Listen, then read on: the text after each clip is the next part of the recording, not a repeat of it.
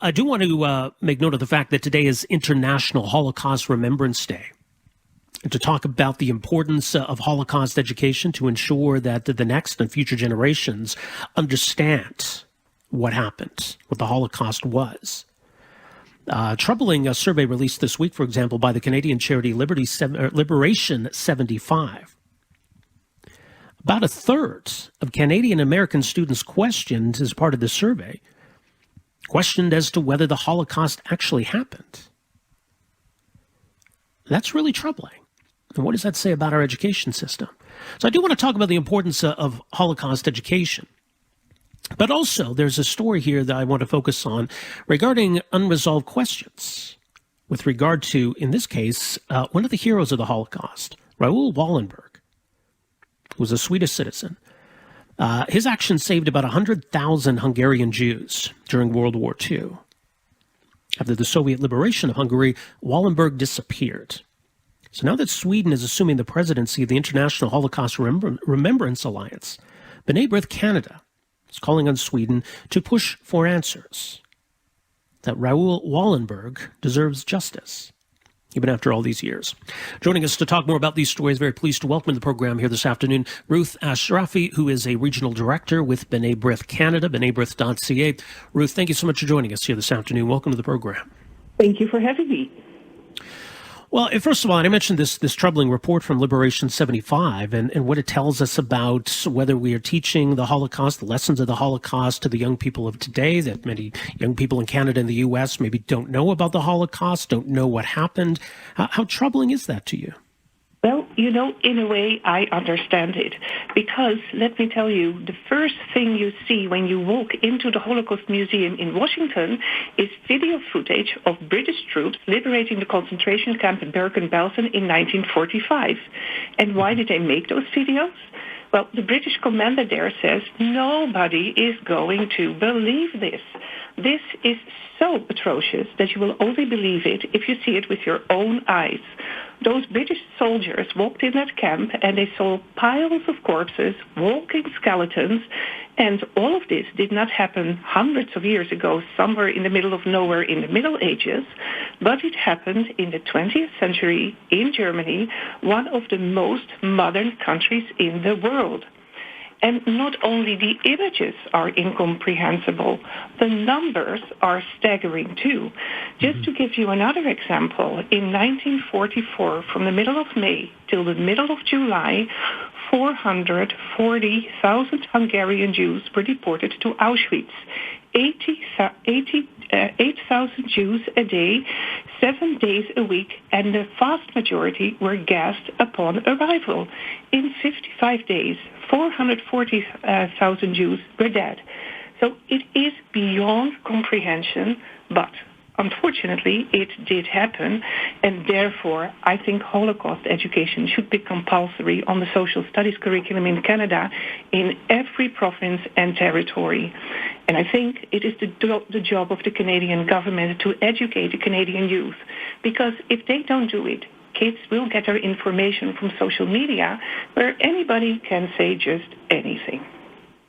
Yeah, and that's unfortunate. I mean, there's no shortage of Holocaust denial out there. I mean, I don't think these young people, as you say, are deniers per se, and maybe there is something to be said for the fact that it is just so evil that it's almost beyond the comprehension of young people today. But, clearly these lessons are not being taught.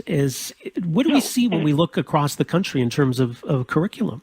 No, and therefore, Holocaust Remembrance Day, on a day like today, is so important, because you can say 77 years after the liberation of Auschwitz, why do we still need to remember this? But I think there are 3 reasons why this is so important. The first one is that the Holocaust was not just a crime against Jews and other victims, such as the Roma, homosexuals, handicapped, and Jehovah's Witnesses. It was a crime against humanity. And just let me explain that for a moment. Jews were hated because they were different. For centuries in Christian Europe, Jews had been the only religious minority. They were always the other. But that exactly is the thing. We are all other, different, and unique. And that is what makes us human.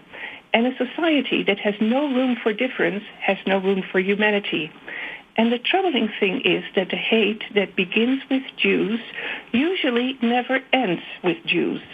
History has shown time and again that Jews are often the canary in the coal mine.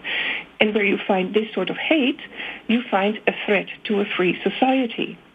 And the second reason to remember the Holocaust is that although it is only 77 years in the past, anti-Semitism is alive and well. In North America, in Europe, in the Middle East, Jews are being accused of almost anything. Jews control the government. They control the economy, the media.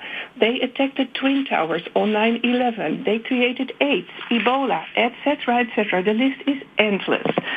Brith organizes a national audit every year of anti-Semitic incidents, and the audit of 2020 showed an 18% increase in incidents over the year before.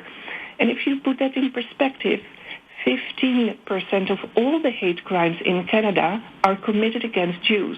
But Jews are only 1% of the Canadian population. Jews are the country's most targeted religious minority. And I think... I was going to say, in the pandemic, I think, has exacerbated the problem. The same conspiracy theories that anti-Semites have used for years, they're now using COVID as well. Absolutely, added to the list. The list gets longer and longer. And I think the third reason why it is so important to remember the Holocaust is the famous quote of Elie Wiesel. He said that the opposite of love isn't hate, it is indifference. The opposite of art isn't ugliness, it is indifference. The opposite of life is not death, it is indifference. And that is the terrible lesson of the Holocaust. Indifferent bystanders. Many disasters happen because people don't care and allow them to happen. And when we see someone suffering, we cannot stand idly by. We have to do something. We have to act. When you see something, say something. So, unfortunately, 77 years after the fact, the Holocaust still is as current as it was then. The history of the Holocaust is well documented. There is this outstanding question, though, about one of the heroes of the Holocaust, Raoul Wallenberg, who saved about 100,000 Hungarian Jews. And what became of him after the Soviets liberated Hungary in 1945? And Brith is asking Sweden to take a more active role in helping to solve this mystery and get some answers. Why is it important now that we understand the fate of Raoul Wallenberg? Well, first of all, I would like to encourage all your listeners to go to our website, bneibrith.ca, so BNAIBRITH.ca, and sign that petition, because he was a Swedish diplomat who, with danger to his own life, issued false Swedish passports to Hungarian Jews and then made them Swedish citizens. And he did that to 100,000 Hungarian Jews and saved their lives. And then this man, who helped so many, was arrested on January the 17th, 1945, and completely disappeared. We do not know what happened to him. The Soviets first said that he died from a heart attack in 1947. And then they changed the story. They said that he was executed in prison. And then in the 1950s, there were reports from other prisoners, and in the 60s that they had seen him. And then the Russians gave documents, and all these documents, they contradict each other. Basically, this man who helped so many, he has not been helped very much himself. He is an honorary Canadian citizen, and I think we as a society, we owe him a debt of honor to find out what has happened to him and to ask the Russian government to open their archives and to let us find out what has his fate been.